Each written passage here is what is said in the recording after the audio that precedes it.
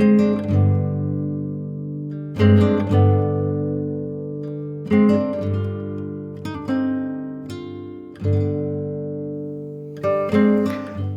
iyi günler diler. Herkese merhaba. Genellikle bir konunun sunumunu yapacak olan kişiler, anlatıcılar, o konu nedir diye bir girizgah yaparlar genellikle. Ama biz fizyonomiye ne değildir ya da karıştırma riski olan başka alanlar varsa onlar ayıklanarak bunlar değildir diyerek başlasak kanaatimce daha doğru olacak. Çünkü fizyonomiyi biz tarihin tozlu raflarında unuttuğumuz için şimdi ne olduğunu bile hatırlamakta güçlük çekiyoruz. Şimdi karıştırma riski olduğunu düşündüğüm alanlardan bir tanesi fizyoterapi. Fizyoterapi ile fizyonomi birbirinden apayrı şeylerdir, farklı alanlardır. Fizyoterapide vücudun ya da vücut organlarından bazılarının hareket kabiliyeti herhangi bir sebeple yitirilmiş olabilir. Fizyoterapi ne yapar? Bir, belki mevcutu korumak isteyebilir. İki, mevcut daha kötüleşmesini isteyebilir, geriye doğru gitmesini isteyebilir. Ya da mevcut daha iyiye gitsin isteyebilir. Yani kayıp olmasa da mevcut daha iyiye gitsin isteyebilir. Dolayısıyla burada bir takım egzersizler verilir. O da önemli uzmanlık alanlarından bir tanesidir. O egzersizlerle o yitirilenler yerine konmuş olur ya da muhafaza edilmiş olur, geriye gitmemiş olur. Fizyoterapi alan olarak böyle. Başkası, bir ikincisi de fizyoloji olabilir belki. Fizyoloji ile fizyonomi karıştırma riski olabilir. Fizyoloji de yine biyolojinin ve anatominin konusudur. O da yine vücut ve vücut organlarının sistemleri, çalışma prensipleri, bunların sağlığı, sağlıklı bir biçimde olabilmesi için ne için varlardır, ne işe yararlar gibi konuları kendisine edinir ve bu konuları ele alır. Dolayısıyla fizyoloji ile fizyonomi de birbirinden tamamıyla farklı alanlardır. Üçüncüsü filoloji olabilir belki.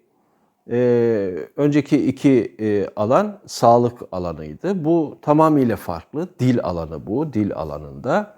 Dil alanı da mevcut bugünün dilleri değildir filolojide genellikle. Eski dillerdir. Eski dilde bir metin ele alınır. Bu bir inceleme altına alınır. Bu inceleme ne işe yarar? Efendime söyleyeyim. Bu dili kullanan eski uygarlıklar, eski toplumlar, topluluklar nasıl yaşamış olabilirler? Nasıl bir kültür oluşturmuş olabilirler? Kültürel etkileri nasıl, kültürel etkilerinin yansımaları ne olmuş olabilir? Nereye kadar yansımış olabilir? Bugüne kadar gelmiş olabilir mi? Geldiyse nasıl gelmiştir? Vesaire konularına ilgilenir. Yani eski dilde bir metinin incelemesi sonucunda onun üzerinden yapılan kritiklerle geçmişte yaşayan insanların yaşama biçimleri hakkında ve bugüne getirdikleri kültürel yansımalar hakkında bize fikirler verir bu alanın incelemeleri de. Her üçü de önemli alanlardır ve önemli konulardır. Ama fizyonomiyle ilgileri yoktur. Birbirinden farklıdır yani bu konular. Bunlar belki kelime benzerlikleri bakımıyla karıştırma riski olur. Bir de kelime benzerliği olmasa da karıştırma riskinin olacağı alanlar vardır. Bunların arasından da epeyce var ama ondan sonra ben bir tanesini tercih ettim. Örneğin metafizik alanını da karıştırmamak gerekir fizyonomiyle. Çünkü metafizik farklıdır, farklı bir alandır. Fizyonomi farklı bir alandır. Bir başkası belki mistik, ezoterik alana bunu daha çok koyabilir. Hani kategorize edeyim ben bunu derken oraya koyabilir. Yani mistik, ezoterik alana koyabilir. Yalnız mistik, ezoterik alanlarda veri tabanıyla çalışmaya pek uygun değildir. O yüzden ben bunu oraya pek de koyamıyorum, yani yerleştiremiyorum kategorik açıdan. Dolayısıyla ezoterik alanlarla da çok başarılı sunumlar, çok başarılı çalışmalar olduğunu biliyorum. Ancak fizyonomiyi pek oraya koyamıyorum. Biraz fark görüyorum. Belki onu da daha ilerleyen video serilerinde aradaki farklardan da bahsetmiş olurum. Şimdi ne yapmış olduk? Fizyonomiyi karıştırabileceğimiz alanların o riskten sizleri koruyabilmek için işte kısa kabaca bir çerçeve bilgi halinde bu riske sahip olan kavramları ya da konuları açıklamaya çalıştım.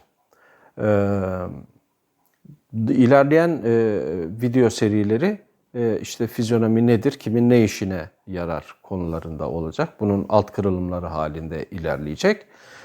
Bunlar ilerlerken de işte klasik tarzda ondan sonra ellerin görüntüleriyle, işte çizgilerin taşıdığı anlamlarla, efendime söyleyeyim, bolca böyle bir bilgi yığını ortaya koyarak ilerlemeyi ben tercih etmiyorum.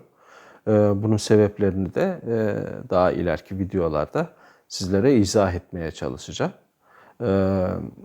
Şimdilik böyle bir rota çizmiş olalım kendimize. Başlangıcı da böyle yapmış olalım. Tanışma faslından sonra da işte fizyonomi ne değildirle başladığımıza göre diğer serilerde tekrar görüşmek üzere diyelim. Sağlıcakla kalın. Her şey gönlünüzce olsun.